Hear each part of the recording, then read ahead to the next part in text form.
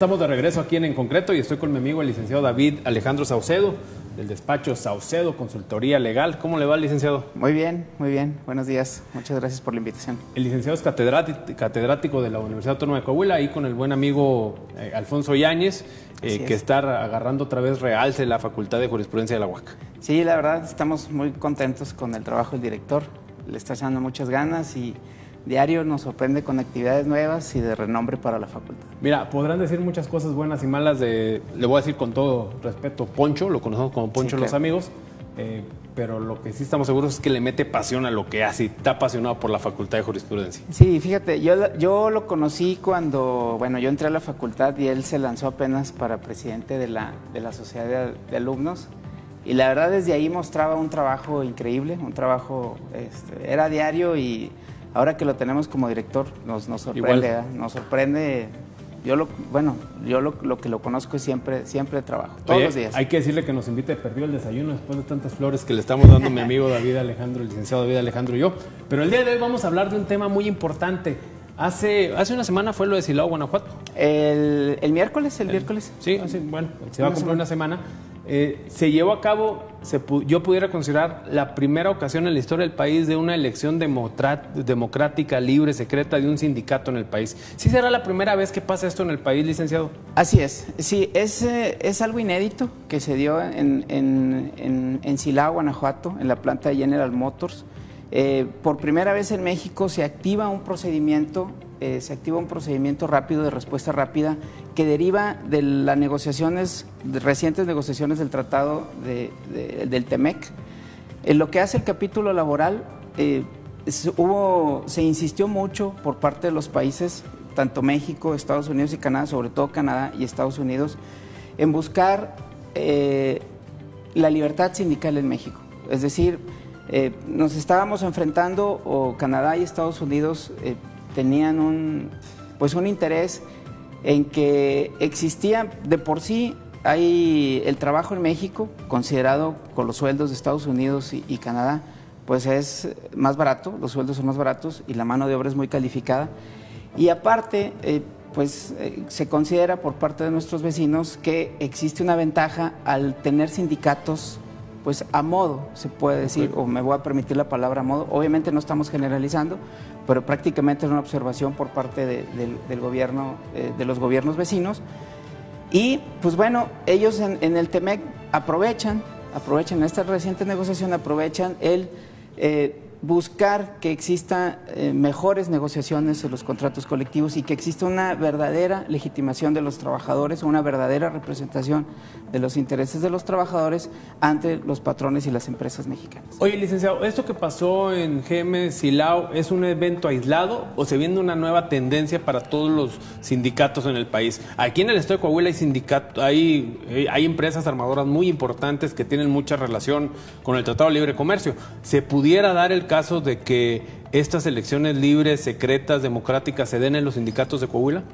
Claro, yo creo que, bueno, como tú bien dices, este es el primero y muy probablemente se va a venir no solo en Coahuila, sino en toda la República. Hay que recordar o hay que aclararle a la audiencia que todos los contratos colectivos en México, se tienen que legitimar. Es decir, ante la Secretaría, ante las autoridades, se tienen que, el Centro Federal de Conciliación y de Registro Laboral, tiene la obligación de legitimar absolutamente todos los contratos colectivos hasta el 2023.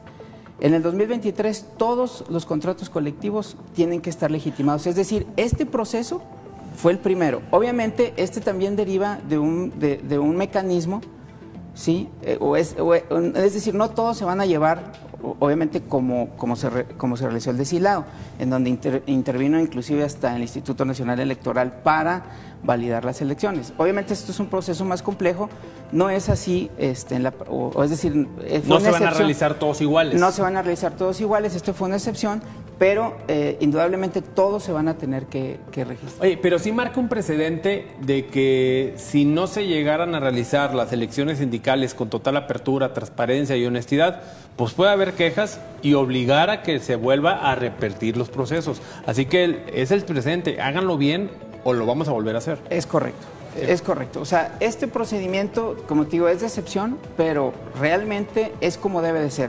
Y aquí hay que recordar que la nueva reforma, bueno, la nueva Ley Federal del Trabajo, dentro de lo que habla de la libertad sindical, y tú lo comentas muy bien, en el lado de la democracia, es la primera vez que se menciona como obligación que sea libre y secreto. Yo creo que esa, en mi opinión, fue la clave para que... o va a ser la clave para que exista una verdadera representación sindical. Es decir, los sindicatos se van a tener que poner a trabajar en el tema de buscar realmente la representación de los trabajadores. Licenciado, ¿existe la posibilidad que dentro de una misma empresa vaya más de un solo sindicato? Sí, sí existe la posibilidad. ¿Con la nueva reforma laboral? Desde la anterior, okay, y la nueva existe esa posibilidad. Sin embargo, un solo sindicato es el que tiene la posibilidad de ostentar la titularidad del contrato colectivo, y fue precisamente la consecuencia que hubo en Silao. Es decir, el sindicato de la CTM, Mario Trujillo, bueno, representado por el nombre de Mario Trujillo, pero afiliado a la CTM, pierde la titularidad del contrato colectivo. Es decir, la CTM ya no tiene nada que ver en el contrato, y ya no representa a los trabajadores, y la consecuencia de los trabajadores va a ser formar su propio sindicato o adherirse a otro sindicato que pueda reclamar la titularidad del contrato colectivo, y a su vez, bueno, pues ya el reconocimiento de las autoridades de que existe la posibilidad ya de renegociar el contrato colectivo con la planta General Motors Silao. ¿Existe la posibilidad de que se cree un nuevo sindicato, como tú lo mencionas, licenciado, específico de la industria automotriz mexicana? Sí, se puede. Muy bien. Oye, licenciado, ya nos quedan 5 minutos. El tema de la reforma laboral es algo que le impacta a todos los mexicanos. Hay un tema ahorita que no sé si yo creo que si estás informado, eres especialista en el tema. Se está vacunando a la gente por el tema del COVID-19. ¿Las empresas tienen y tenemos que dar permiso a los trabajadores para que se vayan a vacunar? Sí. ¿Sí? ¿Sí? ¿Es obligación? Sí, ¿No es se obligación. les puede descontar el día? No, no se les puede descontar el día. ¿Y qué pasa si un trabajador se siente mal al día siguiente? Es decir, es justificada su inasistencia y se tiene que pagar. Muy bien. Y ahora sí vámonos con el tema de la entrevista, de otro de los temas aparte del sindicato allá en Silao, Guanajuato, el tema del outsourcing. Se ha crucificado mucho el outsourcing por parte del gobierno federal. Había un tema de estrategia fiscal, lo platicaba contigo, estrategia fiscal, se cambió el tema laboral. ¿Es tan malo el outsourcing en el país o no es malo? ¿Afecta a los trabajadores? ¿Afecta a las empresas? Mira, es un tema amplio. La verdad es la parte del empresario, de la iniciativa privada que busca obviamente tratar de pagar o que busca el pagar menos seguridad social. Se ha satanizado, como tú bien dices, se ha satanizado el tema del outsourcing, pero indudablemente hay una mala praxis, o sea, es decir, hay una mala práctica por parte de, no puedo generalizar, pero una mala práctica en el sentido de que se consideraba por las autoridades, sobre todo fiscales. Hay que recordar que en la ley de lavado de dinero o la ley de antilavado, el outsourcing es considerado como actividad vulnerable, es decir, hay una específica atención en este tema.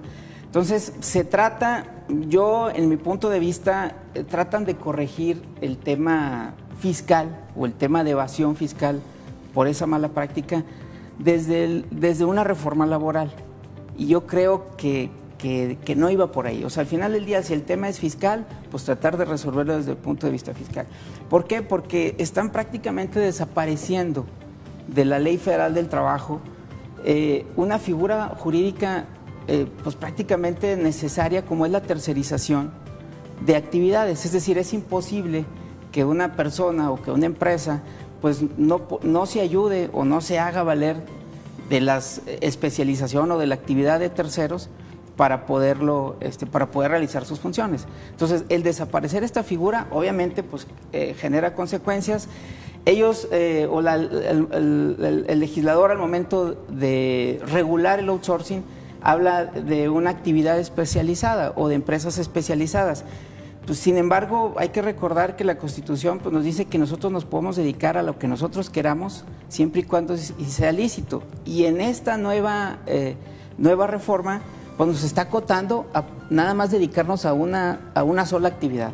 Entonces, ya por lo menos están las reglas sobre la mesa, es decir, las empresas que quieran dedicarse a este tipo de actividades, ya están las plataformas, ya está el registro andando, es decir, ya esa satanización, pues técnicamente o legalmente ahorita ya tiene su rumbo, y los que se dediquen a eso, bueno, pues ya están las reglas, y si se acatan esas reglas, pues puede funcionar. ¿Hasta cuándo tienen las empresas que están contratando bajo este esquema de outsourcing o estaban contratando bajo este esquema, o las que se dedican a este rubro del outsourcing, la terciarización de servicios, para estar regularizados conforme a la nueva reforma al respecto? Hasta el 1 de septiembre hubo una prórroga, vencía el mes pasado y se les otorgó un mes más. O sea, y 2 meses más. ¿Tú crees que se vaya a dar una nueva prórroga o ya crees que ya vaya a empezar a aplicar? Realmente, bueno, siempre se habla de que no va a haber prórroga, pues obviamente para que pues las personas interesadas, las personas morales interesadas, sus representantes, pues traten de adecuarse a este nuevo plazo. Es decir, advertir ahorita que se pudiera ampliar, pues, digo, yo creo que se me hace muy prematuro. Dicen que no, pero bueno, al final del día yo creo que a medida de cómo se vaya avanzando y que el registro vaya obteniendo pues las cifras que ellos esperan respecto a la atención, pues yo creo que pudiéramos hablar de una nueva prórroga. Para terminar ya la entrevista, ya se nos fueron, ya son casi las 8 de la mañana. Esta reforma laboral que ya tenemos tanto platicando, porque parece que es un tema permanente ya en los últimos años hablar de reforma laboral. Sí, ya la verdad no sé ni cuándo es, ni de cuál estamos hablando. ¿Cuál fue la última? Sí. ¿Realmente está beneficiando a los trabajadores mexicanos? Mira, yo creo que sí. Creo, a pesar de que Coahuila forma parte de los estados se va a implementar la reforma hasta el plazo del 1 de mayo del 2022, yo te puedo decir, bueno, nos ha tocado litigar en otras partes de la República en donde ya se está implementando el procedimiento.